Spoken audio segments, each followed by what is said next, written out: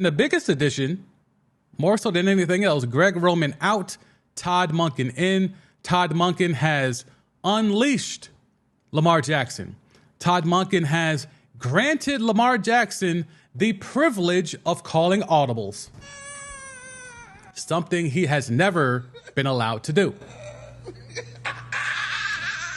Todd Monken has allowed Lamar Jackson the privilege to slide past protection, something he was never allowed to do. So now we have Lamar Jackson, who has been everyone's whipping boy for tearing him down.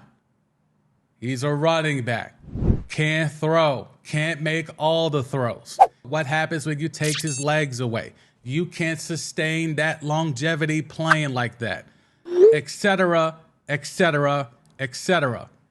Looking past the fact that it's a miracle he's put up the numbers he has put up with the lack of weapons around him.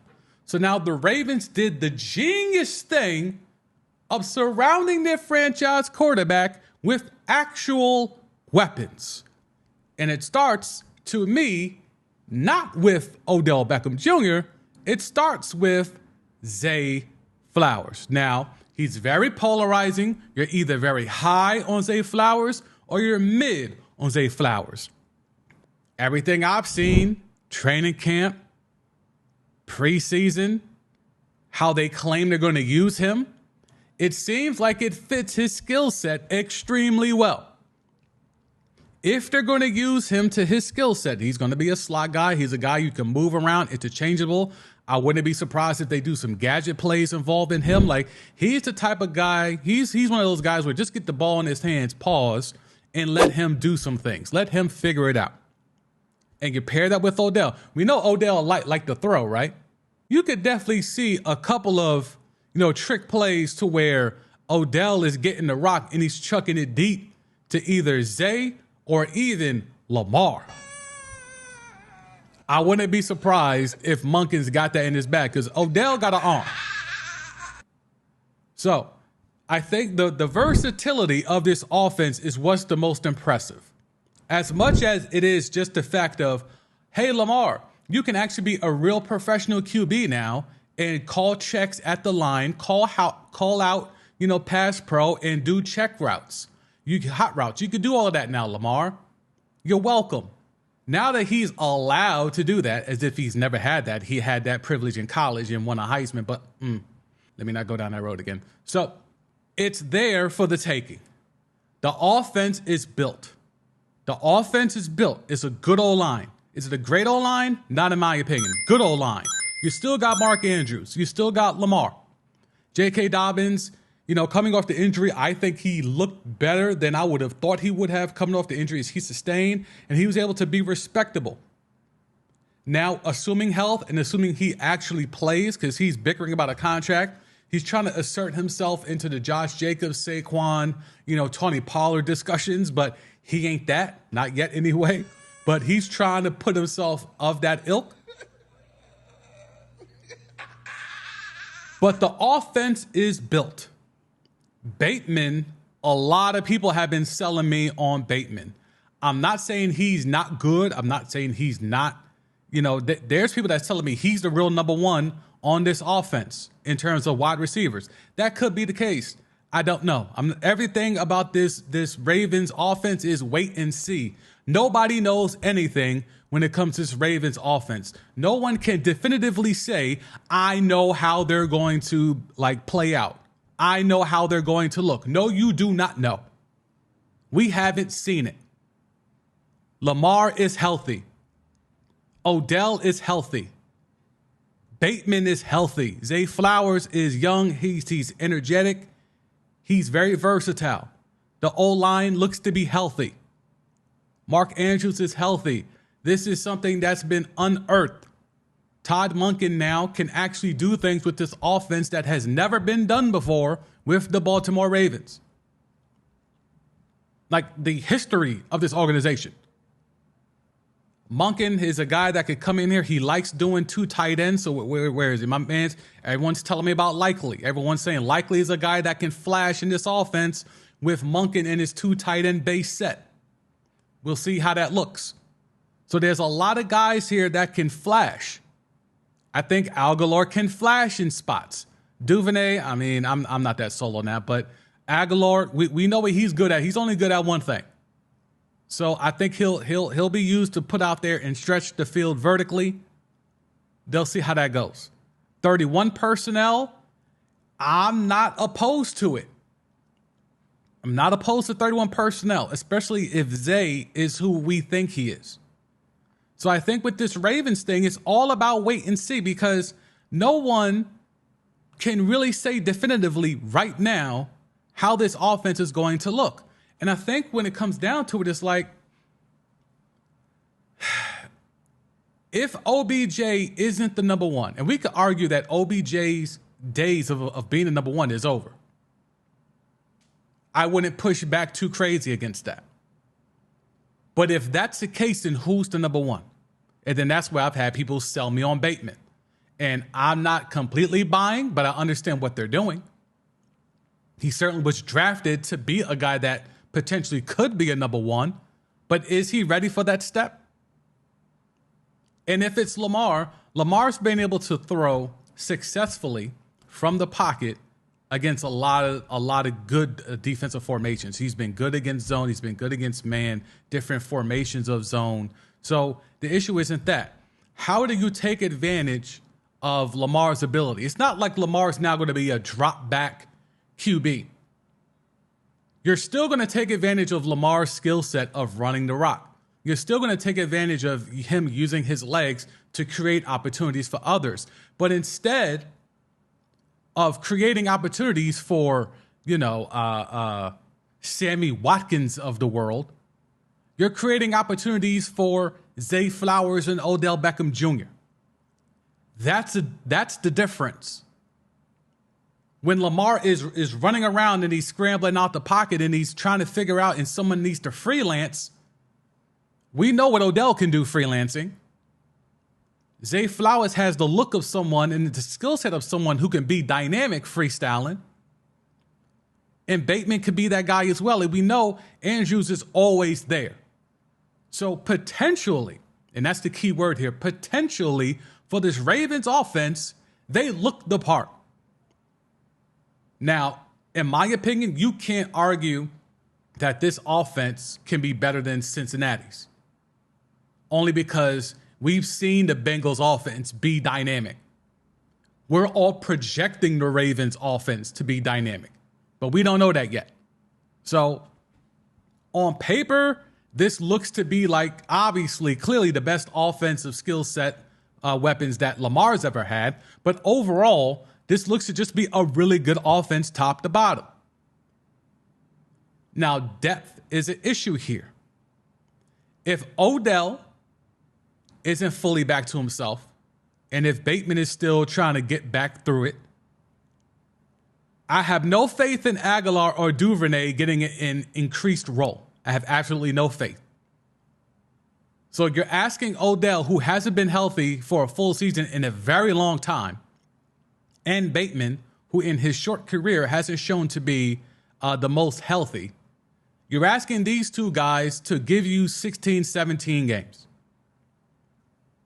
The percentage of that happening isn't the greatest on paper. But if we're projecting positivity, look, this offense low-key should be top 10. The offensive line is good. And they're still going to run the ball. It's just now, when they get into 3rd and 6, 3rd and 7, you actually have confidence in something happening outside of maybe a Mark Andrews button hook. So the offense, to me, is not the issue. Defensively, this is where there's some question marks. Because I have a question for y'all in the chat, live, and if you're on the replay, in the comments. Answer me this question. Is your defense good if the strength of your defense is your linebacking core? Let me know in the chat if you're here live, or if you're watching the replay, let me know in the comments. Is your defense can your defense be considered good if the strength of it is your linebacking core? Because that's what I think we got here in Baltimore. I like Patrick Queen and I like Roquan Smith, but in terms of everybody else, front four, back four, I'm not that impressed. I'm not that impressed. Roquan played so much better. He played good in Chicago. He looked good in Chicago. But when you look at how he played and how they used him in Baltimore, it's almost like they said, yeah, dog, you played well, but the Bears weren't using you right. We're going to bring you here, and we're going to make sure we don't, accentuate your weaknesses. Because Roquan in Chicago, because of the lack of D tackles, so again, the lack of interior push on the line, he had a hard time getting off blocks. At that second level, he had a hard time getting off blocks. We're getting swallowed up in the run game. Pause. Baltimore found a way to work him in around that. And his productivity through the roof. Through the roof. The scheme in Baltimore fits him better than what it did in Chicago. Patrick Queen is really good. I'm really high on Patrick Queen as a linebacker. The problem is, that's about it. I'm not sold on the offensive line. The defensive line. I'm not that big on the defensive line. And the secondary to me is low-key mid. And it's not even low-key, it's high-key mid. So that's why, to me, it's trying to understand. I don't know what we're asking for from your Baltimore Ravens, because as good as this offense potentially could be, and they have a difficult schedule, and we'll break that down in a bit. It's this defense where the strength is in your linebackers. This ain't the 80s. In the 80s, you could get that off. Maybe even in the 90s a little bit. But it's been about 2 decades since your defense is worth a damn because you got really great linebackers and not much else. Having great linebackers is vital to an elite defense, but it can't be the only strength. And to me, the only strength of this Baltimore Raven defense is the linebacking core. And I think that's where a lot of issues are going to lie with the Baltimore Ravens. Because who's going to manufacture a pass rush here? I don't see where the pass rush is coming from. I don't see it. I know a lot of people are high on Ajobo. I don't see, but he's a rotational guy at best. I don't know where the pass rush is coming from. And then in this back 4, back 5, if they do nickel, where's it coming from? They went Kyle Hamilton in the first round. What was that, a couple years ago? But I don't know. I just don't see it. I don't like it. I don't like it.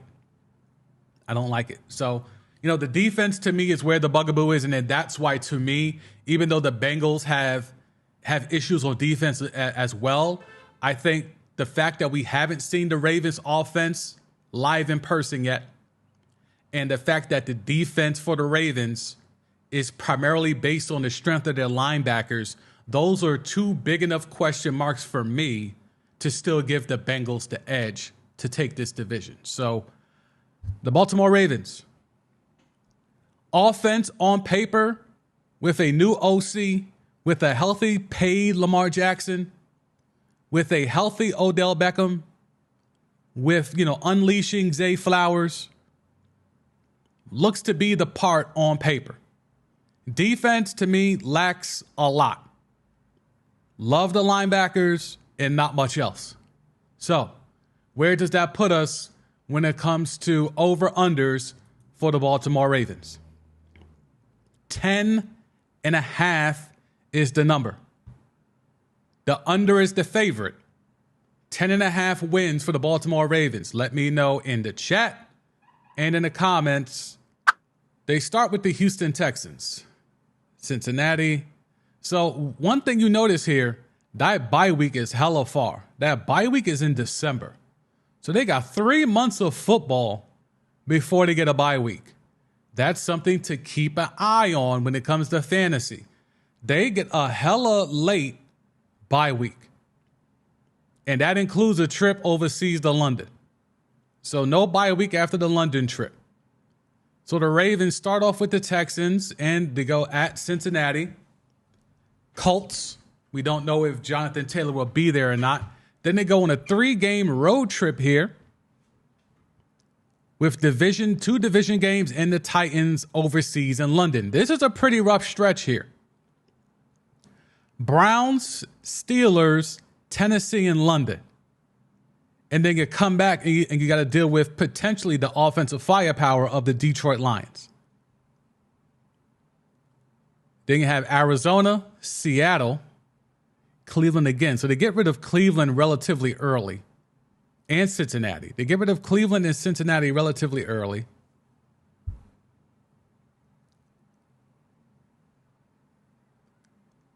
This is interesting placement of the bye week. They had the 2 LA teams in between a bye week, but the Rams are at home. Interesting there. No real cupcakes on this schedule. Except for Arizona and the Texans, I guess. But I think D'Amico got them boys flying around. So I wouldn't say that this is a layup. Even though it's a home game, this is not a layup to me. But in terms of cupcakes, only cupcake on this schedule is the Cardinals. You could argue the Rams. And the Colts if there's no Jonathan Taylor. So, yeah, this is a very difficult schedule. I don't like the layout of this schedule. And what was the number again? 10.5? 10.5. Do we see 11 wins here? I don't know if I see 11 wins.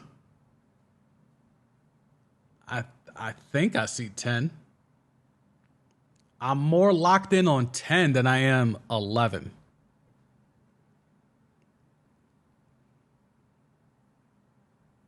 Yeah, this is going to be difficult.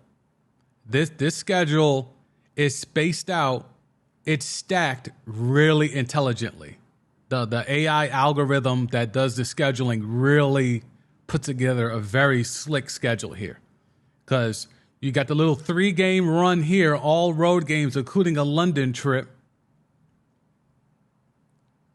Then you got a couple of LA trips on the back half of the season, which do end off with 2 road games, but those home games, are not cupcakes. That Dolphins game could have a lot of meaning. Same thing with the Steelers game. That could have division implications. That could have seeding implications. Ravens have a difficult schedule. I'm going to go under.